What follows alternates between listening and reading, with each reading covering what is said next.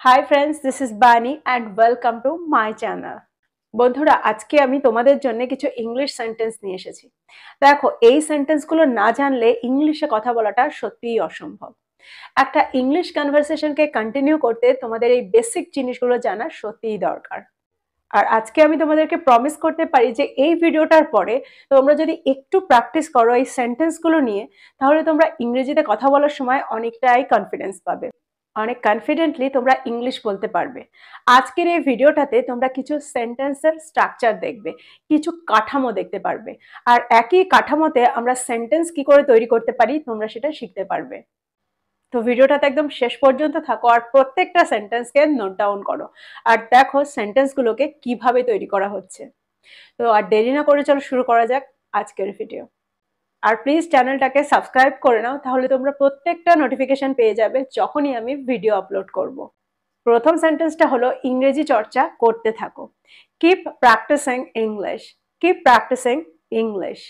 দেখো সেন্টেন্সে যখনই আমি কিপের ব্যবহার করেছি আর ঠিক তারপরেই যখন আমি ভার্বের ব্যবহার করেছি তখন তার সাথে আইএনজি ইংকে যোগ করেছি। ঠিক একইভাবে যদি আমি বলি কাজটা চালিয়ে যেতে থাকো, তাহলে আমি কি বলবো? Keep doing the work, keep doing the work. তোমার লেখাটা চালিয়ে যাওয়া উচিত। You should keep writing, you should keep writing. বা আমরা এটাও বলতে পারি you should keep on writing. দুটোই কিন্তু সঠিক। তাহলে তোমরা এখানে দেখতে পাচ্ছ যে যখনই আমি সেন্টেন্সে কিপের ব্যবহার করছি ঠিক তারপরেই যে ভার্বটার ব্যবহার করছি তার সাথে কিন্তু আইএনজি ইংকে যোগ করছি। চলো দেখি পরের সেন্টেন্সটা। ইংরেজি চর্চা করা শুরু করো বা ইংরেজি অনুশীলন শুরু করো। Start practising English, start practising English.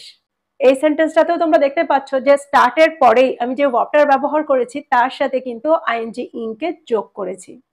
যদি এই সেন্টেন্সটাকে একটু পরিবর্তন করি, অর্থাৎ অন্য টেন্সে তৈরি করে যদি এই সেন্টেন্সটাকে বলি তাহলে ঠিক কেমন হয় চলো দেখি। আমি ইংরেজি চর্চা শুরু করেছি। I have started practising English, I have started practising English. সেদিন থেকে আমি ইংরেজি চর্চা শুরু করেছিলাম। From that day onwards I started practising English, from that day onwards I started practising English. তাহলে এখানে তোমরা দেখতে পাচ্ছ যে সেন্টেন্সটা যে কোনো টেন্সে থাকতে পারে, কিন্তু আমরা কিপ বা স্টার্টের পরেই কিন্তু যে ভার্বের ব্যবহার করব তার সাথে আইএনজি ইংকে যোগ করব। চলো দেখি পরেরটা। ক্লাস শুরু হওয়ার আগে আমি পৌঁছে যাব। Before starting the class I will arrive, before starting the class I will arrive. আমরা কিন্তু এই সেন্টেন্সটাকেই একটু অন্যভাবে বলতে পারি। আমরা এটাও বলতে পারি I will arrive before the class starts, I will arrive before the class starts. তাহলেও কিন্তু সেন্টেন্সটা কারেক্ট। আমি কিন্তু বিফোরের পরে যে ভার্বের ব্যবহার করেছি তার সাথে আইএনজি ইংকে যোগ করেছি। ঠিক একইভাবে যখন আমরা আফটারের ব্যবহার করব আর আফটারের পরে যে ভার্বের ব্যবহার করব তার সাথেও কিন্তু আইএনজি ইংকে যোগ করব। তো এই সেন্টেন্সগুলোর মধ্যে দিয়ে আমি আশা করি তোমরা বুঝতে পারলে যে কিপ, স্টার্ট, বিফোর, আফটার এগুলোর পরে আমরা যখনই ভার্বের ব্যবহার করব তার সাথে আমরা আইএনজি ইংকে যোগ করব। চলো দেখি পরের সেন্টেন্সটা। আমার তাকে আঘাত করার উদ্দেশ্য ছিল না। I didn't mean to hurt him, I didn't mean to hurt him. আমি যদি এই সেন্টেন্সটাকে প্রেজেন্ট টেন্সে রাখি আর যদি বলি আমার তাকে আঘাত করার উদ্দেশ্য থাকে না, তাহলে আমরা কি বলবো?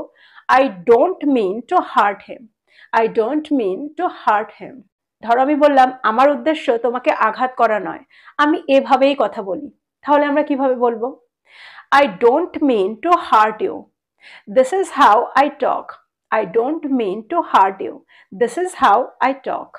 তো এই সেন্টেন্সগুলোর মধ্যে দিয়ে তোমরা বুঝতে পারলে যে যখন আমরা সেন্টেন্সে উদ্দেশ্য বোঝাবো তখন আমরা মিন এর ব্যবহার সেন্টেন্সে করতে পারি। যদি আমি এই সেন্টেন্সটাকে এভাবে বলি যে আমার তাকে আঘাত করার উদ্দেশ্য ছিল বা আমার উদ্দেশ্য ছিল তাকে আঘাত করা, তাহলে আমি কি বলবো? I mean to hurt him, I mean to hurt him. আমরা কিন্তু এই সেন্টেন্সটাতে ইন্টেন্টেরও ব্যবহার করতে পারি। ইন্টেন্টের অর্থ হলো চাওয়া বা ইচ্ছা রাখা বা উদ্দেশ্য। তাহলে আমরা এটাও বলতে পারি I intended to hurt him, I intended to hurt him. আমার মনে হয় তোমরা এই সেন্টেন্সের কাঠামোগুলো বুঝতে পেরেছো। আর একই সেন্টেন্স স্ট্রাকচারে আরো সেন্টেন্স তৈরি করতে তোমরা এখন খুব সহজেই পারবে। চলো দেখি পরের সেন্টেন্সটা। আমি তাকে প্রকল্পটির দায়িত্ব দিয়েছি। I have assigned the project to him, I have assigned the project to him.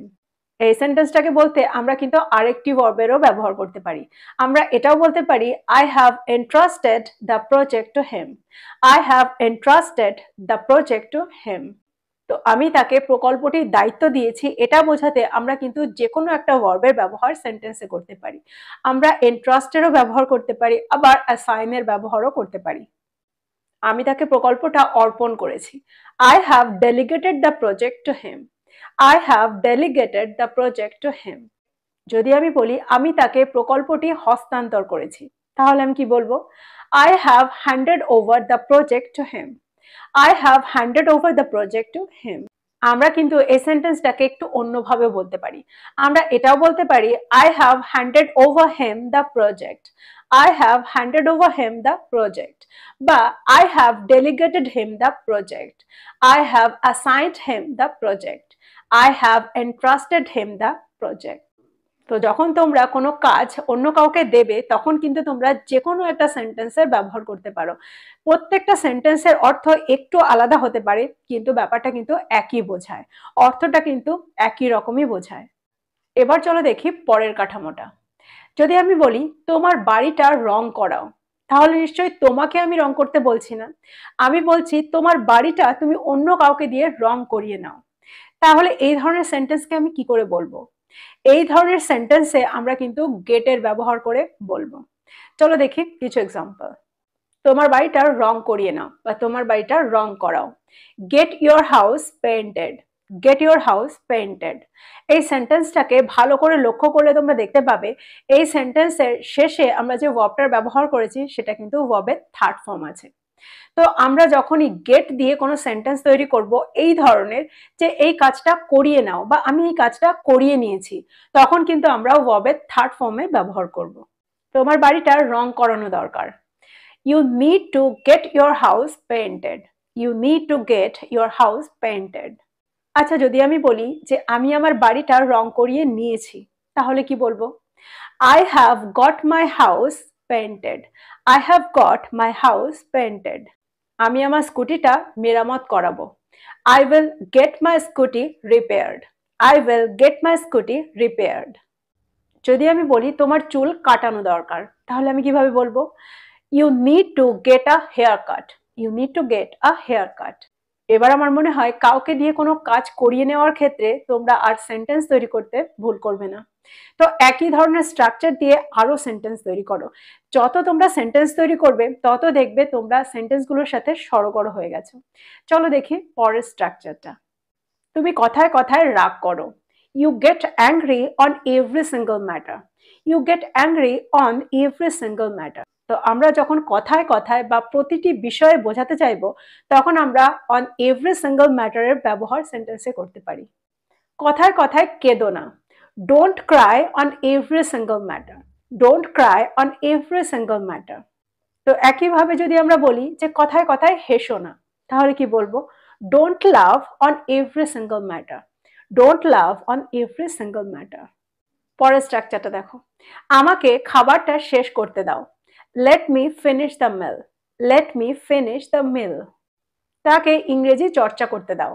Late him practise English. Let him practise English. এখানে তোমরা দেখতে পাচ্ছ কোনো কিছু করতে দেওয়ার ক্ষেত্রে আমরা কিন্তু লেটের ব্যবহার করছি। লেট দিয়ে যখন সেন্টেন্স তৈরি করছি তখন তার অর্থ হচ্ছে করতে দেওয়া। তাহলে করতে না দেওয়ার ক্ষেত্রেও কি আমরা লেটের ব্যবহার করতে পারি? ইয়েস। চলো দেখি এক্সাম্পল। তাকে একা যেতে দিও না। Don't let her go alone. Don't let her go alone. দেখো, লেট দিয়ে আমরা কিন্তু যে কোনো টেন্সের সেন্টেন্স তৈরি করতে পারি। শুধু আমাদের একটা জিনিস মনে রাখতে হবে যে লেটের কিন্তু তিনটে ফর্মই একই, অর্থাৎ ফার্স্ট ফর্ম, সেকেন্ড ফর্ম আর থার্ড ফর্ম কিন্তু একই। আর লেট হলো একটা ভার্ব। আমাদের প্রায় এই সেন্টেন্সটা ব্যবহার করতে হয় যে দয়া করে একটু সরে যান, আমাকে যেতে দিন। এই সেন্টেন্সটা আমরা কি করে বলবো? Please move aside, let me go. Please move aside, let me go. তো আমার মনে হয় এখন তোমরা লেট দিয়ে খুব সহজেই সেন্টেন্স তৈরি করতে পারবে। এবার চলো দেখি পরের স্ট্রাকচারটা। এতে ভয় পাওয়ার কিছুই নেই। There is nothing to fear in it. There is nothing to fear in it. এতে দুঃখ পাওয়ার কিছুই নেই। There is nothing to be sad about. There is nothing to be sad about. তো এই ছিল কিছু সেন্টেন্স যেগুলোকে তোমরা প্রতিদিনের কনভারসেশনে ব্যবহার করতে পারো। দেখো এখানে তোমরা অনেকগুলো সেন্টেন্সের স্ট্রাকচার দেখেছো। এই সেন্টেন্সের স্ট্রাকচারে তোমরা যদি আরো সেন্টেন্স তৈরি করো আর সেগুলোকে ব্যবহার করো, সত্যিই তোমরা কনফিডেন্টলি ইংলিশ বলতে পারবে। তো খুব ভালো করে ইংলিশ প্র্যাকটিস করো আর খুব তাড়াতাড়ি ফ্লুয়েন্ট হয়ে যাও। আজকের ভিডিওটা ভালো লাগলে লাইক করতে ভুলে যাবে না, আর বন্ধুদেরকে শেয়ার করে দেবে যারা ইংরেজি শিখছে। So this is all about today. I will be back with another video. Till then, take care. Thank you for watching this video. Bye bye.